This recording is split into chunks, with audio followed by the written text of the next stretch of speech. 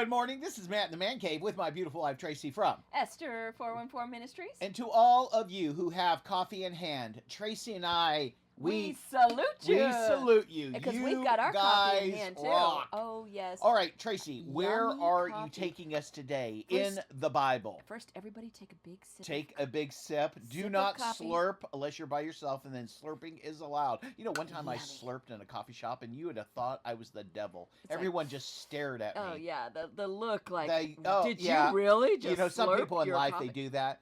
When they don't approve of you, they don't the like what you look. stand for, they try to give you that look. There's just this look, you know what I'm saying? You can't do that because God says that, you know, this is His creation. Judge not lest thou be judged, because in the manner that you judge, you will be judged. Yes.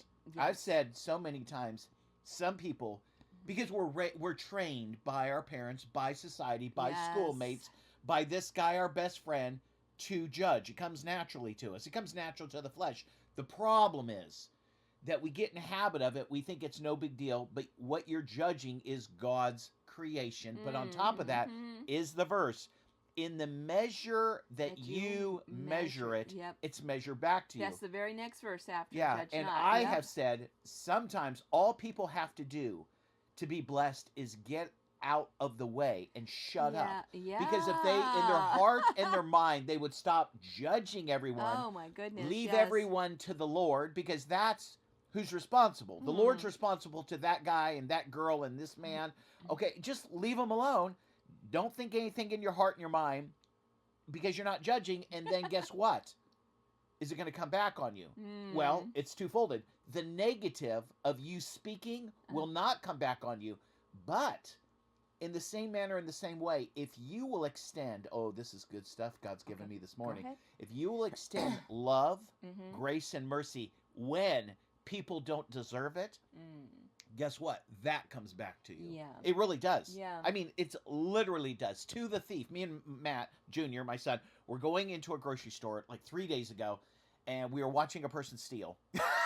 Oh my goodness! and I looked at him. I was like, you know, I can't judge that person, you know, because I used to steal when I was younger, a teenager. I was a thief, or adolescent, I should say. But the thing about it is there's a verse in the Bible that says that it will come back on you. It's not reap what you sow, but there's another verse that talks about the thief, and that God withholds His favor, His blessing, His sustaining power of a person. So when we think sometimes as adults, as you ask any Christian, they go, "No, I'd never do that." But then sometimes we cut corners, maybe taxes, or sometimes we don't give all the truth and we hold back some of the truth because we know it's going to benefit us. You're standing returning something. The lady says, "How long have you had this?" Well, you know the return policy at Walmart's 30 days, right? And you're like, "Well, not very long." But you know it's been 3-4 months. Yeah, you know what I'm saying? It's been more than 30. It will come back to you. But I say, Jesus said, when people do evil against you, don't return the favor with evil, but return it with good. Go the extra mile. Turn the cheek. I've learned this, and I'm learning it. This is the lesson God has me in now. As I show mercy and grace to people who really don't deserve it, who are rascals, because there's lots of, I like picking up new words for people and instead of using the words that I'm thinking, okay? That's judging, Matthew! I know it is. But as I show mercy when I don't need to show mercy, but that's what I would want. Or you don't feel like showing mercy. Yeah, because, you know, with everyone, people do us wrong. We want God to judge them. Yeah. But on the other hand, we want God to show us mercy. Yeah. Oh, my gosh. All right, where are we at today? Exodus. Exodus. Which means chapter 4. Exiting. Leaving. Yes. You know what I'm saying? Leaving it. Oh, you know what I think about when I think about Exodus? Not the children of Israel leaving Egypt, but, you know, exiting a season, going into a new one. You know, it's just the anticipation, the hope. I like that. We have faith that, man, you know, God's opening a new door. I've learned the lessons. I've gone around the mountain long enough. You know, I'm with Caleb. I'm with Joshua. I'm speaking faith. I'm speaking life. I'm speaking abundance. Hoo-wah! I'm ready to move on. I'm ready. Lord, here am I. Send us. We're in Exodus chapter 4. Okay. I'm going to start in verse 10 with Moses. Then Moses said to the Lord. Oh, can you imagine? They're just talking. Lord. Moses is talking to God.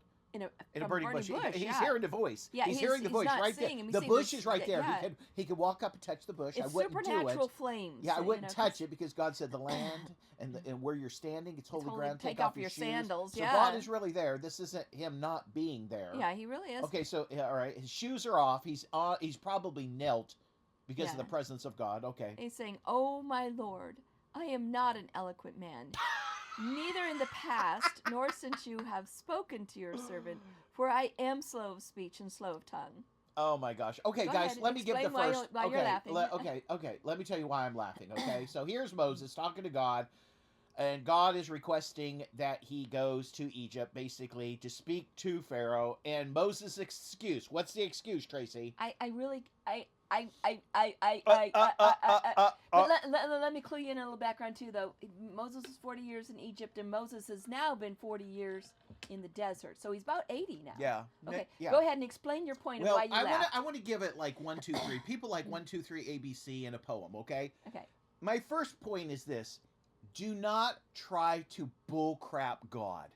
All right, that's point number 1. He knows you better than you know He yourself. knows you better. If we go to Acts 7:22, listen to this. This is so funny. Okay, Moses, please do not bullcrap the grew Lord. up in Pharaoh's Okay, house. God. Yeah. And, you know, he doesn't know God. He Yeah. knows about God. That's the thing here. Yeah. Moses yeah. knows about God, but he doesn't know God. Moses is going to experience, okay, all these miracles, okay, in Egypt, just like everyone else for the Yeah. first time. Yeah. He even says, "Hey, if I go, what's your name, man? What do I say? What do I tell them? What do I tell them? Okay, That your go, name is go ahead okay." and tell them Acts. Acts 7:22, okay, says this: Moses was instructed in all the wisdom of the Egyptians, and he was mighty in his words and deeds. Moses was a great Ah. speaker, and not Mm. only did he speak the language of the Egyptians, but the Hebrews, Uh-huh. because the Egyptians and the pharaohs were really big on knowing all the languages of the land.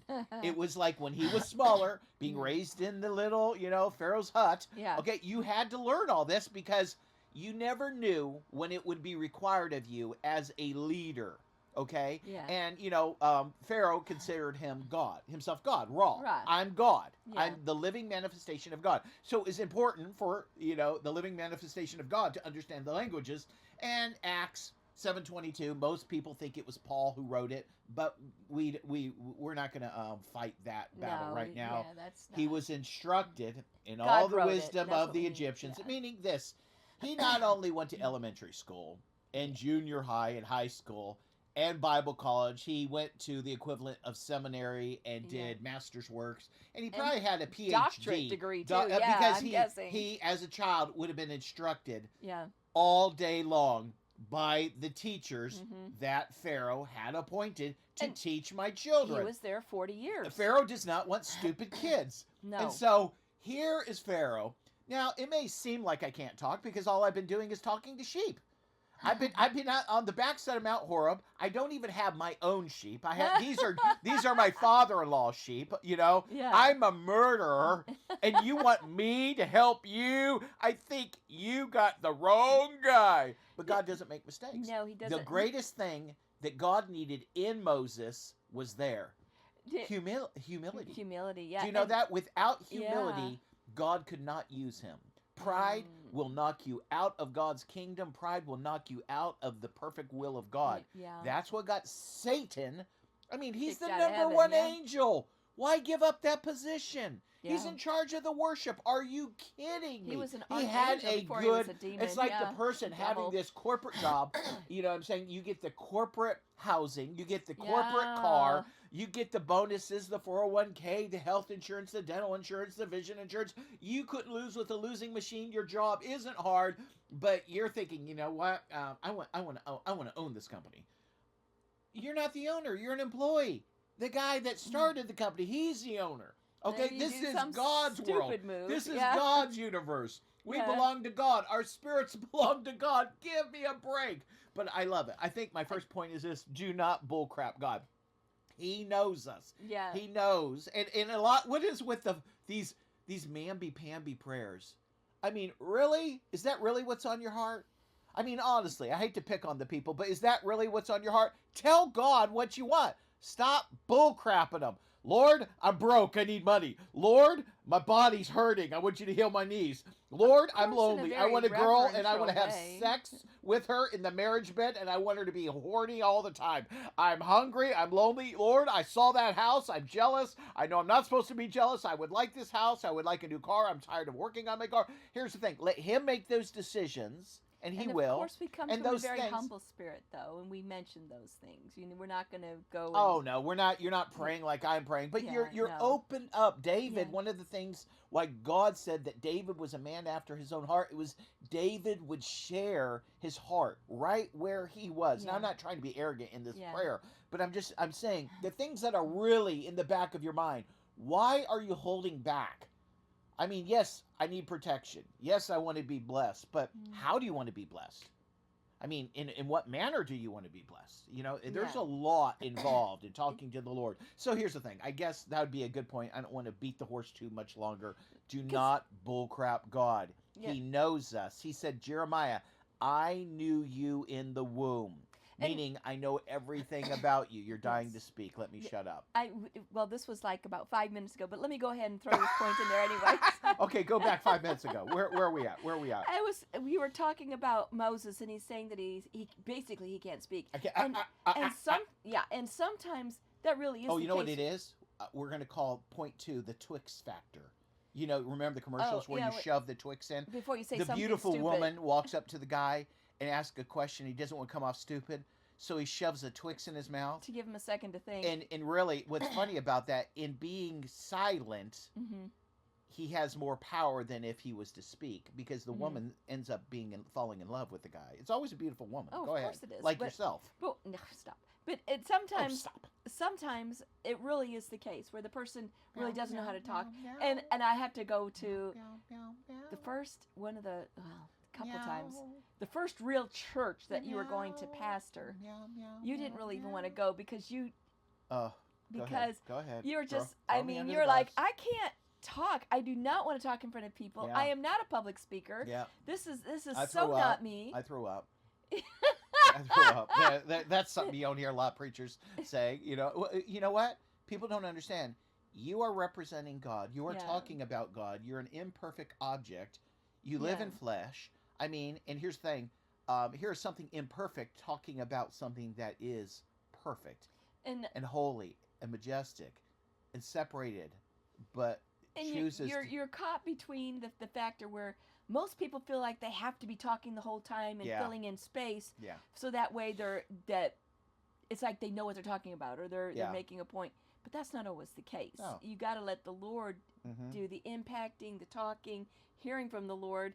And a lot of times people are worrying too much about what other people are thinking about them and not worried enough about what the Lord wants them to be saying and what the Lord thinks about them. Listen to this commentary. If God be with our mouth and with our mind, we shall have something better than the sounding brass of eloquent or tingling cymbals of persuasion. God's teaching is wisdom. His presence is power. Pharaoh, listen to this. This is my favorite part. Pharaoh had more reason to be afraid of stammering Moses than of the most fluent talker in Egypt. For what he said had power in it. He spoke plagues and death. If the Lord be with us in our natural weakness, we shall be girded with supernatural power. Therefore, let us speak for Jesus boldly as we ought to speak. Yeah. See, it's back to Paul and the thorn in his flesh. Yeah. When I am weak, then am I strong. Back to my original point. God cannot use pride and arrogance. Yeah. He has to bring a person to humility. Yeah. One way or another. They can't be There's thinking nothing that wrong they're with doing it. using the natural abilities that God, you have to realize that God has given you. Yeah. Nothing wrong with that. But on the other hand, you have to realize that if you have pride, if you think I can do it, I can cowboy up, friends, you're going to have the roughest F5 storm that you've ever encountered in your life. Yeah. Plan on, honestly, if you're a Christian today and you have a chip on your shoulder and you think you got it all handled, and I've been there, all right, I want to just tell you what you have to look forward to, because God says, I'm not going to lose one. Yeah. The 99, they've learned their lesson. I go after the one, and here's what he's going to do, okay? You're going to go bankrupt, okay? Financially, you're going to be a ruin. Physically, he's going to touch your body, just like Jesus touched Jacob's hip. So you're going to limp. Yeah. Every time he took a step, he knew God was almighty, God was powerful. I mean, he is just going to he's going to separate you from those that you love the most. Meaning somehow, some way, you are going to lose on every level, and he's going to bring you to the place of desperation, of hopelessness, helplessness, and then in that period, like Nebuchadnezzar. Oh, We just talked about him, Nebuchadnezzar. Yep. 7 years it took for see, God chose the amount of time it would take to break Nebuchadnezzar's spirit. Walking on the portico, is this not the Babylon that I have built? And here's the thing. When God decides to take you to go to school, to the classroom, we said this, and I keep on saying it, there is a predetermined amount of time. So, say week 1, you're like, you know what? You're right, Lord. I'm wrong. All right. Too bad, buddy. Too bad. You should have thought that 2 weeks earlier, because God predetermined, and you can see this throughout Scripture. 7 years for Nebuchadnezzar. Yeah. And he had to crawl on all fours and eat grass. Are you kidding me? I would think it would only take a day. I mean, a day of me eating grass on all fours. You know how I'm so fat right now, my knees would be pushed into the mud and the rocks. And yet it talks about his hair, and his nails were like claws. Yeah. You know? And then the greater miracle there, people don't even see the greater miracle than breaking his heart and his will, was God had to do something to his digestive system because so he could eat humans cannot eat grass. Yeah. I mean, there's different parts of a cow that allows them to be able to eat it and digest it. I mean, it's not just one stomach. I forgot when this has been a long time since I was in school, so I don't need to go there. But that's a miracle. Same thing with when we look at these miracles in the Bible, we're excusing the miracle within the miracle. When Jonah, it says he was on the bottom of the ocean in the whale. A whale can take that. A human cannot take being at the bottom of the ocean because of the pressure. I mean, the pressure's too much. I mean, even when I go to Jenny Springs, haven't been for like ever, and I love that place, I can only go down. I mean, I can go down, but it starts to hurt my ears, and I really can feel the pressure of being further down in the water. And I'm talking about, you know, being down, I mean, way, way down there. More and than 10 feet, Jenny 10, Springs is just clear. That's what's so neat about it. And God is so in charge and in control of his creation. Because, see, sometimes we might think, oh, I got it. But we'll forget. Yeah.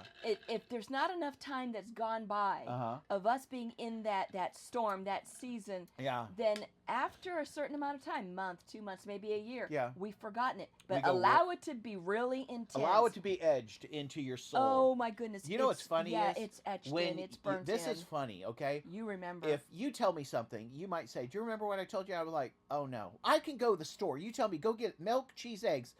I come back with the eggs and the cheese. I forgot the milk. I mean, because, and every time Tracy says, write it down. Yeah. I got it. And this is what I say to you. What do I say to you?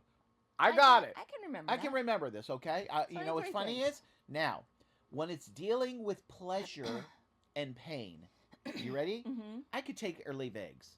I can take or leave cheese. I can take or leave milk. I mean, honestly. Yeah. When we're dealing with ice cream. No, you forgot ice cream the other day, too. Yeah, I know, but that's terrible of me. But look at when we're dealing with things that are pleasurable, it's a different part of your brain. It's important to you. Okay, it's a different part of your brain. Okay, so that's how God, and people don't realize this, me and Tracy have run into so many people who think if they get close to God, that God's going to require them to go to Africa and be a missionary. Yeah, We've run into hundreds of these people that Hello. Satan has told them, you don't want to get too close to God. No. You're going to be like Moses. Look what God did to Moses. You know, he's going to send you over to Africa, and you're going to someplace you don't want to go. But that's God's not true. God's going to give you the desire in your heart to do that. God, what he does, guys, more times than not, is he just doesn't say, hey, I want you to go to Africa. Because if you have a 6-figure income and you're living on the west side And you know, when you walk into the coffee shop, they mention your name before you ever speak a word, Hello. and they say the usual. Look at. You don't want to give all that up, but what God does, and it doesn't violate your will, is He gives you the desire and the love and the hunger for something. Yeah. The people of Africa, the Yeah. nation of Africa, and Yeah. then you naturally are leaning towards that. Yeah, exactly. That's why when people are fooling around before they're married, you know what I'm saying? Oftentimes it doesn't work out. But if they will hold on because they know that God says, you know, you don't do this until you're married, God will give that woman a love for that husband. God gives her an extra love where she's really a helpmate. But here's where I was going, okay? Okay, go I'm ahead. going somewhere. I'm bringing it all back, okay? Okay. When we're dealing, and this is hard, I hate to put this on the people, but I'll say it nicely. Tracy's like, don't beat them down. I'm not going to beat you down. When we're dealing with pain, okay, and fear, your brain remembers that very, very well. Yeah. Suffering, your brain, the way we are made up, we remember the great pleasures, like great pleasure, and we also remember fear. You know what I'm saying? We remember pain and we remember suffering. And so once God brings you into that season, okay, and God says that He hasn't given us a spirit of fear, so you have to realize Satan's involved. Satan is trying to manipulate you, scare you, redirect you, but God does uses the struggles of life and the pain of life to make us, to break us, to sand us, sift us, prune us, mold us. You know, the potter is smashing that vessel against the wall. And once you go, like you were saying, bring it back to you and bring it back to the Bible. Once we get in that season, God leaves us there for a predetermined amount of time. And for Moses, to bake it in. For Moses, 40 years, okay? He's out there, and the majority of the time, he's by himself. He's with the sheep. It's just him in this mountain that is glowing and thundering.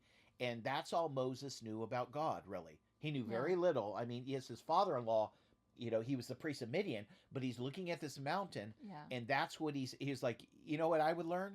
Okay? Honestly, I'm out there. I'm tending sheep. They're not my sheep, okay? I'm a murderer. I'm lucky to be alive, okay? I look at the mountain, and God is making His presence known on that mountain. You don't screw with God.